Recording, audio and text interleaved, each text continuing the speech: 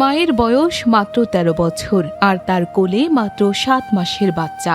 বিয়ের পরই শুরু হয় দাম্পত্য কলহ। কোলের বাচ্চা রেখে তাকে বের করে দেওয়া হয় স্বামীর সংসার থেকে। তারপর শুরু হয় আইনি যুদ্ধ।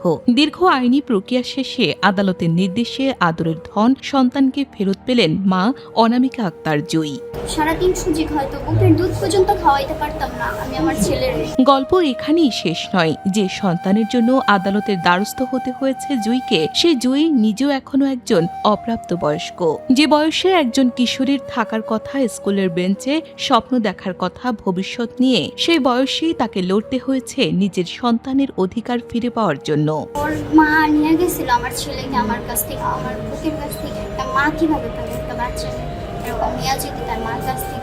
আদালতে দেওয়া তথ্য অনুযায়ী প্রায় ২ বছর আগে ২২ বছর বয়সী জুয়ের সঙ্গে ফেসবুকে পরিচয় হয় ২২ বছর বয়সী শাকিল ওরফে সাকিব মিয়ার। পরে বাল্যবিয়ের শিকার হয় জয়ী।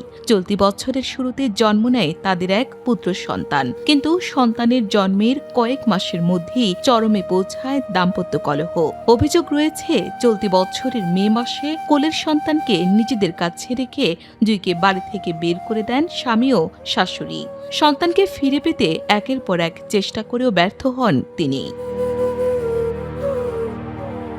অবশেষে গত ১ জুলাই আশ্রয় নেন ঢাকার চিফ লিগ্যাল এইড অফিসে। অভিযোগের পর আদালতের নির্দেশে শিশুটিকে উদ্ধার করে চকবাজার থানা পুলিশ। মঙ্গলবারের শুনানিতে আদালতে উপস্থিত ছিলেন জয়ী, তার ৭ মাসের সন্তান, স্বামী শাকিল এবং শাশুড়ি। শুনানির সময় বিচারক জুইকে সন্তানের পাশে বসিয়ে তার মতামত জানতে চান। জুই জানান তিনি তার সন্তানকে নিজের কাছে ফিরে পেতে চান। সবকিছু বিবেচনায় নিয়ে শিশুটিকে মায়ের জিম্মায় দেওয়ার নির্দেশ দেন বিচারক। সন্তানকে ফিরে পেয়ে স্বস্তি ফিরে আসে জুইয়ের মুখে। আদালতে তখন আবেগঘন পরিবেশের সৃষ্টি হয়। বিচারক নিজেই তার পর্যবেক্ষণে বলেন, আজ যিনি মা তিনি নিজেই তো এখনো অপ্রাপ্তবয়স্ক।